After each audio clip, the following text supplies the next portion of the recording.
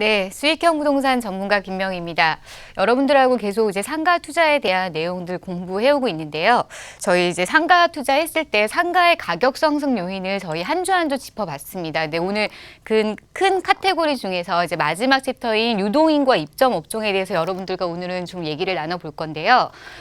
지금 저희가 편의상 한 주씩 띄어서 이제 얘기를 나누고 있긴 하지만 여러분들이 상가 투자하실 때는 이 어느 것 하나 놓치지 마시고 전부 다 종합적으로 체크를 하셔야 된다는 점 말씀드리면서 오늘 큰 카테고리 안에서의 마지막 유동인과 입점업종에 대해서 한번 같이 공부해 보도록 하겠습니다. 여러분들 유동인구, 배우세대, 상주인구 이런 단어들 굉장히 많이 들으시지만 실질적으로 어떤 상가의 유동인구가 얼마나 되는지 정확하게 데이터로 파악하는 거는 그렇게 이제 좀 쉬운 일이 아닙니다. 좀 어렵다고 보셔야 되겠는데 그 유동인구가 어느 정도 있을지를 저희가 그래도 추측해 볼 수 있는 게 주변에 있는 이제 배우세대와 상주인구입니다. 보통 이제 배우세대는 주거단지에 어느 정도 인구가 살고 있는지를 보통 배우세대로 표현을 하고요. 상주인구 같은 경우는 그쪽에서 근무를 하신다거나 계속 이제는 낮 시간에 장기적으로 머무는 인구를 저희가 상주인구라고 얘기를 하는데 이런 배우 세대와 상주인구가 이동을 하면서 발생하는 그 인구를 저희가 유동인구라는 말로 또 표현을 하죠. 그래서 이렇게 유동인구가 어느 정도 발생을 할지를 배우 세대와 상주인구를 토대로 해서 저희가 어느 정도 이제 예측을 할 수가 있겠고요. 근데 이 유동인구의 수 그리고 이 유동인구가 갖고 있는 그 소비력의 패턴이 어떠한지 그리고 그 유동인구가 어떤 동선을 따라서 움직이는지 또 유동인구가 어떤 상가에 이제 주로 이제는 그 유입이 되는지를 저희가 살펴봄으로써 또 그 상가, 그 상권에 입점할 수 있는 업종을 좀 체크를 하게 되고요. 이 업종을 잘 체크를 하고 입점을 시킴으로써 그 상가가 좀 더 활성화가 되고 또 상가가 발전이 되고 그럼으로써 또 상가의 가치가 상승을 하게 되는데요. 그게 전부 다 이 유동인구의 패턴, 소비력 패턴에 따라서도 굉장히 많이 달라집니다. 함께 보시겠는데요. 자, 가령 예를 들어서 저희가 이제 쉽게 접할 수 있는 편의점이나 마트 이런 거를 좀 예를 들어서 좀 나눠보자면 보통 오피스텔 같은 경우는 이제 1인 생활 가구들이 많이 이제 생활을 하십니다. 그런 경우에는 주로 편의점이 이제 활성화가 됩니다. 그 오피스텔 상권 같은 경우에는.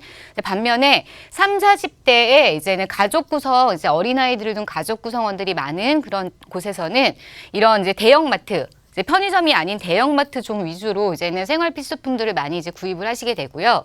또 이제 5, 60대에 좀 이제는 장년층, 노년층이 좀 거주하는 그런 곳에서는 편의점이나 대형마트보다는 오히려 집 앞에 있는 조그만 이제 슈퍼마켓을 이용하는 경우가 많기 때문에 보통 이렇게 저희가 상권을 분석을 할 때도 이렇게 주거 지역, 업무 지역 또는 이렇게 나누고 또 그 안에서의 배우 세대와 상주 인구의 그 어느 정도 구성을 가지고 있는지를 따져서 상권에 이제 입점할 것을 이제 정하게 되는데요. 그렇기 때문에 이제 배우 세대 유동인구의 소비 패턴이 어떤지를 반드시 또 살펴보셔야겠습니다. 두 번째로 좀 이제 소득 수준하고 관련돼서 또 저희가 좀 나눠볼 수 있겠는데요. 보통 25평에서 33평형대 아파트 같은 경우는 이제 앞서서 봤던 것처럼 또 3, 40대에 이제 보통 이제 어린아이들을 둔 가족들이 보통 거주를 하시게 되는데 그런 경우에는 이제 어린이와 청소년들이 많기 때문에 보통 이런 25평에서 33평형 아파트가 밀집되어 있는 곳에서는 병원으로 나눠서 좀 보자면 개인 병원들이 이런 주거단지를 굉장히 선호합니다. 보통 이제 30평에서 전용 면적 40평대로 개인 병원들이 이런 이제 주거단지를 선호해서 입점을 하게 되는데 반면에 좀 40평형대 이상이라고 하면 저희가 보통 이제 고소득층이거나 어느 정도의 소득 수준을 갖추고 계신 분들 또한 좀 연령대가 높으신 분들이 이제 거주하는 그런 고급 아파트 주거단지의 경우에는 이런 개인 병원들보다는 약간 준종합병원의 조금 큰 병원들이 이런 단지를 선호를 하게 되고요. 또한 지금 보통 보면은 이렇게 좋은 소득 수준이 있는 분들은 개인 병원을 거치지 않고 바로 대학병원이나 큰 병원으로 가는 경우가 많기 때문에 지금 이렇게 좀 고급 아파트 단지에는 오히려 개인 병원들은 좀 선호도가 낮다라고 말씀드릴 수 있겠습니다. 이제 좀 유동인과 입점업종을 또 따지면서 저희가 이제 상업지역이랑 주거지역으로 좀 또 나눠서 볼 수 있겠는데요. 보통 이렇게 중심상업지역에는 이제 상가 같은 것들이 많이 밀집이 되어 있으면서 또한 업무지구들이 좀 밀집이 되어 있는 경우가 많습니다. 또 병원으로 또 이제 예를 들어서 얘기를 해드리자면 이제 보통 이런 중심상업지역에 들어가는 병원들 같은 경우는 진단하고 그다음에 관리 위주의 병원들이 주로 들어가게 되고요. 병원이 들어간다고 하더라도 소형 병원이 아닌 뭐 한 층을 전체로 다 쓰는 병원이 들어가 들어간다든가 해서 좀 이제 큰 병원, 선생님들이 계시더라도 한 분이 계시는 개인 병원이 아닌 뭐 3인, 4인의 이제 의사 선생님들이 모여서 만들어진 그런 병원들을 위주로 보통 중심 상업 지역에 들어가게 되고요.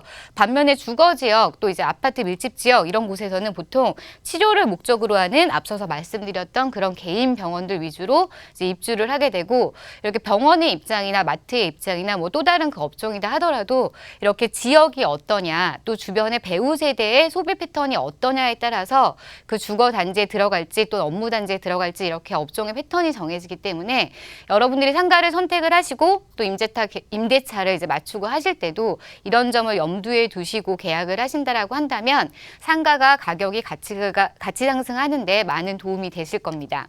정리를 좀 해보면요.